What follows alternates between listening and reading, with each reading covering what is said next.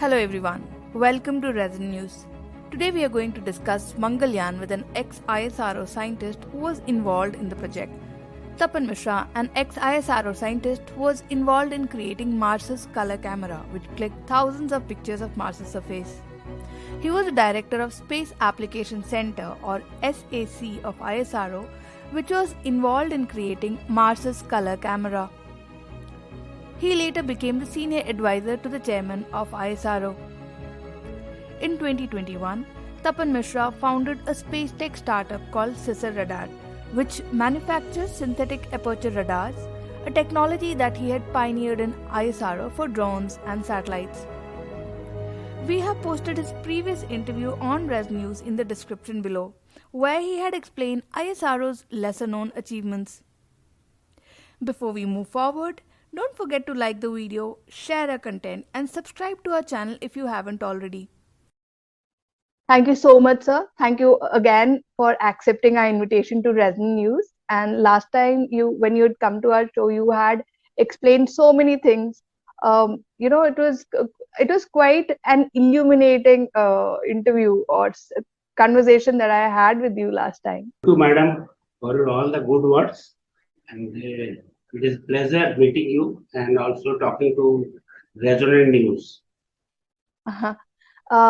So, sir, I'll start with the questions straight away. So, I had asked the audience for questions, because there were so many questions related to Mangalyaan. As soon as the news of Mangalyaan switching off came, there were a lot of questions on how it functioned and a lot. So, I had taken those questions from the audience. So, I'll start with those audience questions. So, Yes. One of the audience questions, which a lot of them had asked, was Mangalyaan operated for 8 years. It was originally meant for 6 months. So, what did really Mangalyaan achieve for ISRO and for India? Yes. This was our first interplanetary mission. We have gone to the moon, but going to Mars is an entirely different thing.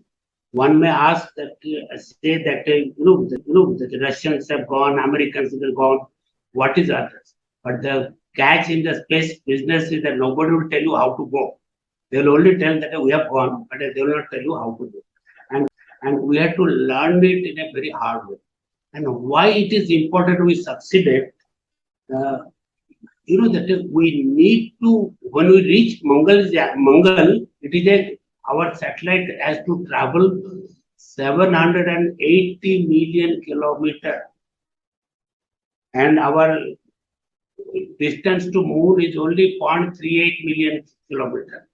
So you can now guess what is the reason. And the distance to sun is only 149 million kilometers. So you can now compare what distance you have to go. And at that distance, to execute a command, it takes some tens of minutes, sometimes 8 minutes to sometimes to 16 minutes and all. And this command to execute, the result will come to after 32 minutes because it will go execute and then it will send the result. So that means autonomy has to be there. We have to build an autonomy. Then secondly, that we to execute a command, we have to know that the location of the spacecraft within a 5-kilometer accuracy to get it a Mars injection. Most of the satellites failed in the Mars injection because they did not know the location precisely. And what is to know a location accuracy of 5 kilometer at a distance of hundreds of million kilometers? It is like, if you walk around the Earth on the equatorial line and come back to the same place within 1-inch accuracy, it is that accuracy matters. And if I say that the most important achievement of Indian ISRO was to determine the satellite's location with this precision. Had it not been with this precision, we would have crashed like others have crashed. And there is only the Newtonian mechanics doesn't work. It is even an Einsteinian mechanics also works there. Relativity works. in the gravitational field, and all have to be taken into account to predict orbit with this accuracy. And that is one of the greatest achievement of ISRO. Apart from, we built a satellite, and ISRO has a record of running hardwares years after years, even beyond their planned life. We have a satellite which is run for 11 years, 15 years, 20 years and all. We had it all. So ISRO as well performed by operating the satellite for 8 years. In fact, I will tell you, from the day you launch, the satellite is operating. So if you count the launch date of 5th November 2013, actually we have completed 9 years, not 8 years. 8 years after the Mars injection. But a satellite, for satellite to operate, it is whether it is on the way to Moon or the Mars, the environment is same, harshness is same. So it has operated actually 9 years. We should give credit to ISRO, which was designed originally for a technology demonstration. And the larger picture is to the India. It is not a question of 450 crores to spend. It is not a question of, the ISRO succeeded. It is a question of giving a feeling to the end mass, to the population, that yes, we can do it. And just imagine how many brilliant minds it has fired. And today, if I see that so many companies, small companies, startups have come to Indian space industry. Even if you take into account, it probably crossed 150 space related registration, space company startups registration in India. And it is all possible. The Mars mission gave us a bright, it fired our imagination, firing of our ambition, firing of our capability, which has happened. And I will consider the Mars mission was a success in Mars mission was a truly turning point for enlivening and encouraging the Indian psyche, Indian politics, and Indian economy altogether. Other than that, sir, scientifically, ISRO, what was it really doing on Mars? What was it gathering? What kind of data? Yes.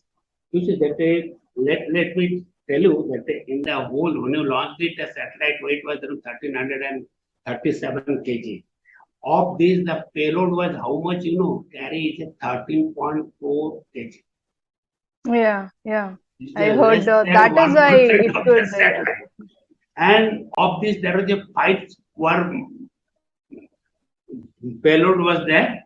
Only the methane sensor did not function properly. But that we are proud of the thing that the camera and the spectrometer. In fact, it could take a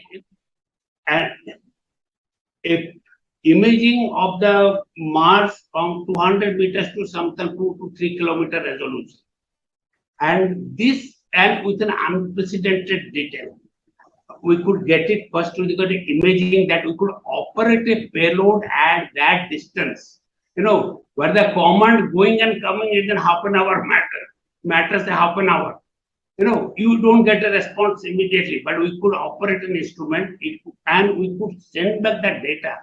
You remember you are sending back the data from hundreds of millions of kilometers, and you have a 1 kilowatt transponder, only 1 kilowatt transponder, and it is a less than of the mobile towers, and an antenna of a 2.5 meter, and from that transmitting the signal with the encryption, complete image, and getting it back.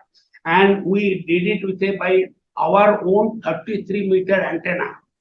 You remember that in X-band, making a 33-meter antenna where the surface parabola has to be accurate within 1 millimeter. It's a giant achievement, and we could record the data, and we could bring up many new phenomena. One is that we could measure the ratio of the deuterium hydrogen ratio so that we can find out to what extent the water vapor is escaping the Mars thin atmosphere. And the major highlight, very interesting, we could map the polar regions, that there is still water there in the formation of ice in the polar regions. At least that is guaranteed. It is, and the waning and ebbing, the reduction and increase in the polar cap, we could observe, we could estimate how much the polar cap is expanding or it is contracting depending on the season. And another thing we could detect a certain atmospheric phenomenon. Everybody thought that it's a dull atmosphere. Hardly 1% of the Earth's atmosphere pressure is there, and we could observe even the phenomenon like the aurora borealis occurring in that thin atmosphere, and that the storms emerging even in the thin atmosphere. And there are many issues, and our spectrometer could detect and find out what is the composition of the certain small areas, our thermal component, and we could map with the thermal spectrometer what is the real surface temperature, then what is being illuminated.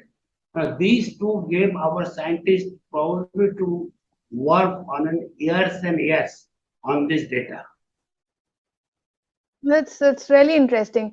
Sir, मैंने भी सुना था water loss capture कर रही है, Yes. Mangalyaan, and it's really helpful.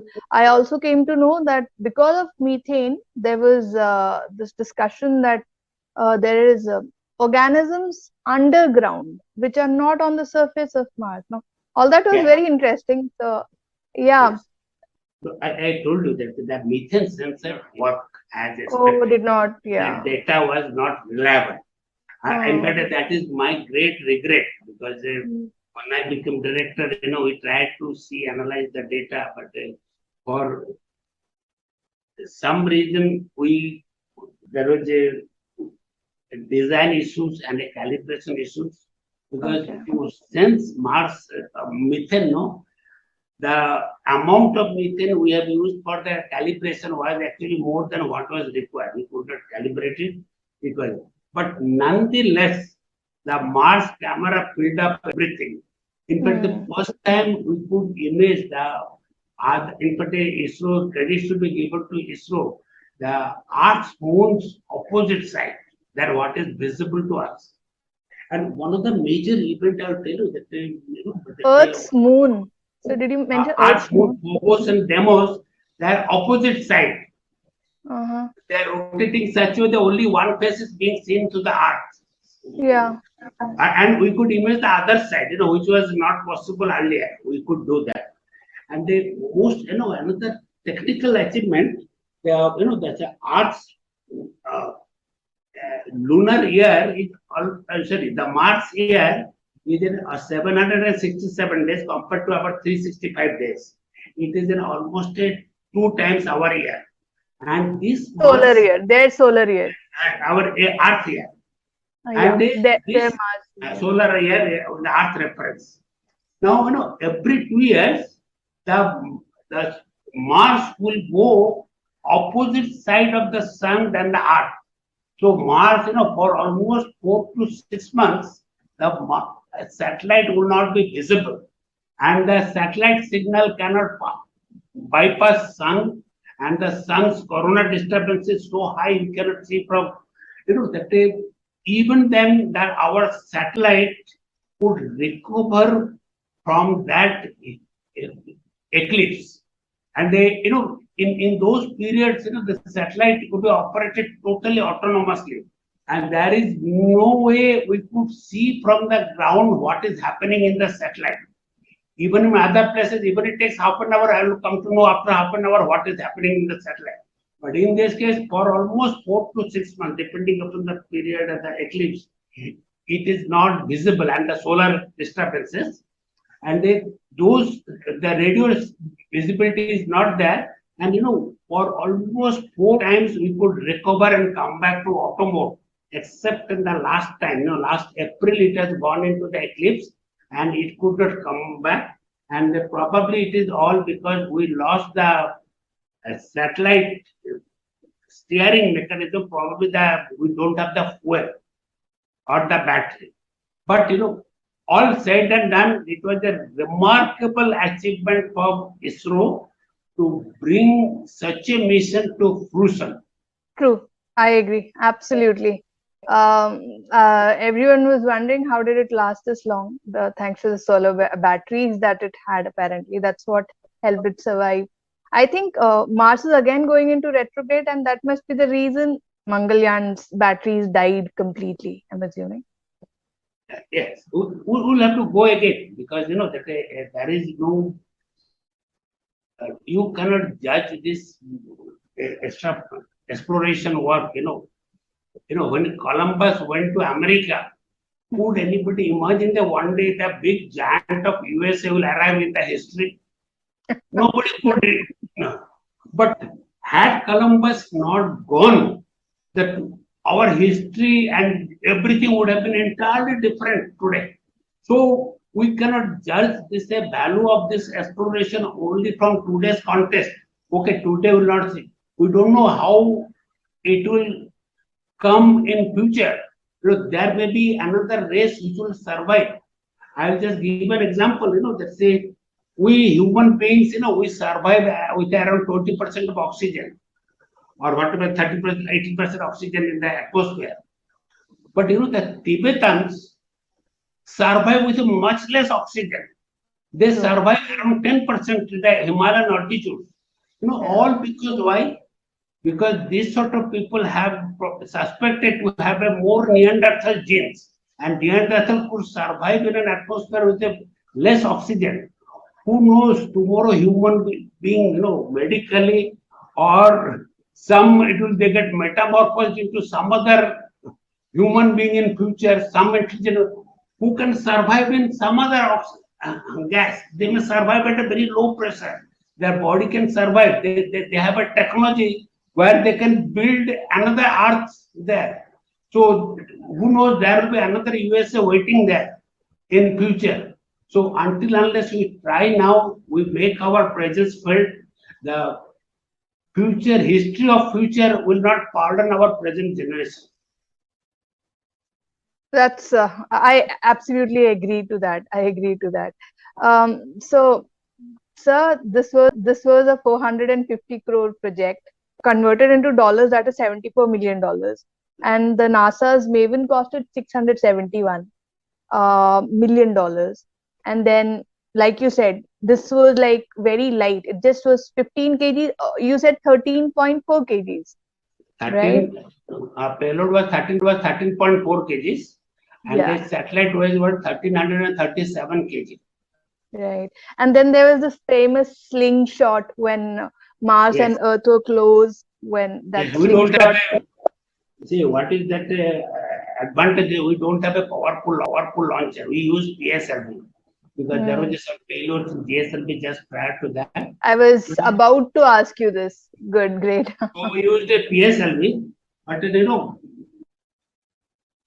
when you don't have a powerful satellite, powerful launcher, but you have a powerful brain, you can do things otherwise. So we used the gravitational pull between Sun, Earth, Moon to increase the velocity more and more till it escaped and got enough velocity. We used Sun and attraction force to take it into a heliocentric orbit and finally land it on the Mars. So this is a slingshot mechanism. We took almost 1 year to reach, but we did reach, and we reached triumphantly. True. So the first year was geocentric phase and the second year was heliocentric phase. Heliocentric phase. Right. So my question was exactly this, that why was PSLV selected? Like you said, GSLV had failed twice in that year. We wanted a more reliable launcher. Yeah. See, because GSLV, PSLV had already 30 proven launches. So PSLV launch had a much better history of success. And Yes, there were naysayers. They said it will fail because PSLV which venture you are um, asking for a moon on a Shivkasi rocket. People even made that snide remarks also. But I did not get it. the What is Shivkasi rocket, that on Diwali they burned rockets built okay. manufactured in Shivkasi. Shivkashi, yeah. Okay. People said you are going to Mars with a Shivkasi rocket because when you look at everybody else, they had a huge rockets. But that this proverbial this tortoise and the horse hair story. We were tortoise, but we reached there and reached it the first time, and we reached successfully. And how? Right. There's another audience question that I would like to ask at this point is ISRO looking for more interplanetary missions in future? And how would, what is your opinion on it? Yes.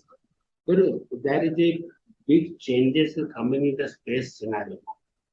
Now, earlier we had one ISRO, but the government is now encouraging many startups who will work on the space field like mine, CC Radar. There are many more startups are coming in launcher, payloads, satellites and all. And I am sure that of them, at least 10 will survive in after 5 years time frame. And they will become big. And those days, you will not have just one ISRO, but a ISRO equivalent, maybe another 10, which will be growing and coming up by the time of another 5 years time frame. So our space industry is going through a transformative process. I know the government's priority is to build the space industry so that all eggs are not put in the one basket, because they have learned it hard way. By putting all the eggs in one basket, you may actually endanger our space industry to inimical actions, both covert or overt. So the government is only way to safeguard our space industry to covert or overt inimical actions is by multiplying it. If I put eggs in many more baskets, you can spoil one, but you can spoil 10. It will need more efforts. So government is going by this route. So I see that in future terms, the commercial space business will come from the private industry, and those with a nation's requirement, which is not profitable for monetary purpose, but inspiring programs like a Venus mission, Jupiter mission, moon landing missions. You cannot, cost them by money.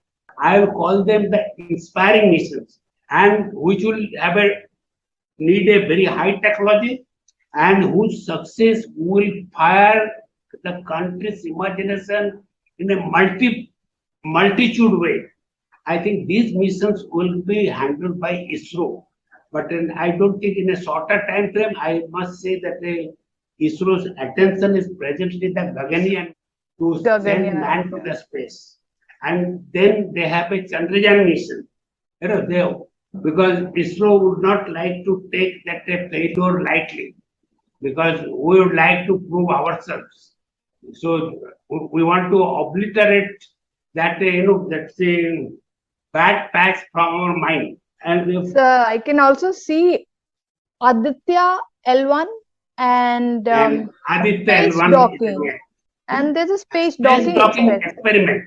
That once we have a human space missions, then subsequently we need to have a space docking experiment with this experiment, and then only we can say that we have arrived. Absolutely get it, sir. So one last question. Yes. Is there anything that you think we could have improved about Mangalyaan? We are not the people, as a country, all said and done. The ISRO's annual funding is somewhere around 10,000 crores. That is 1 billion plus around $1.3 billion. Of that, 60% goes to the salary and the facility or so many campuses to maintain. The rest we do that for the space business, and they, NASA's program budget annual is a $19 billion. We are operating at a 193. I have no grudge, that the countries have whatever resources. It is like our mother India, whatever they could afford, they have given us, and we are proud of it. And with this, whatever best could be done, we did it. And wherever we had a shortfall of money, we shortfall our capability, we filled it up with our abundance of imagination and innovation. And this is what we did.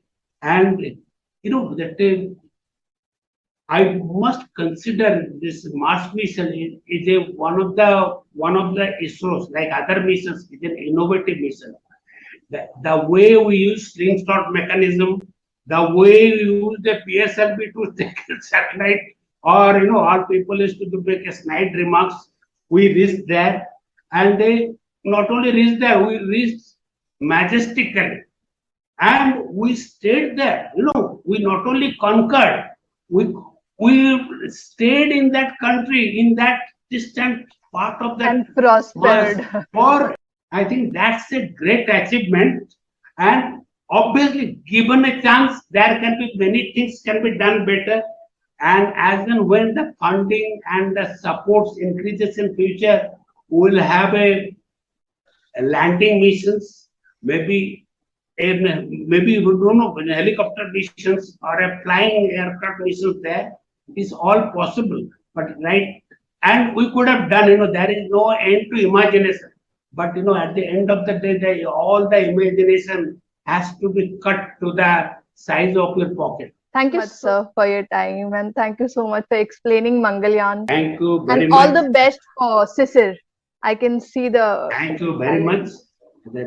I hope to make another ISRO-like company here.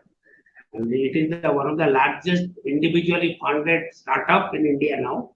Oh, and great. People have put belief on us, and we are going to change that. One of the deep tech, that is synthetic aperture radar, we will want to bring it from ISRO's ethos to common mass. I hope all the best, sir. Thank you very much.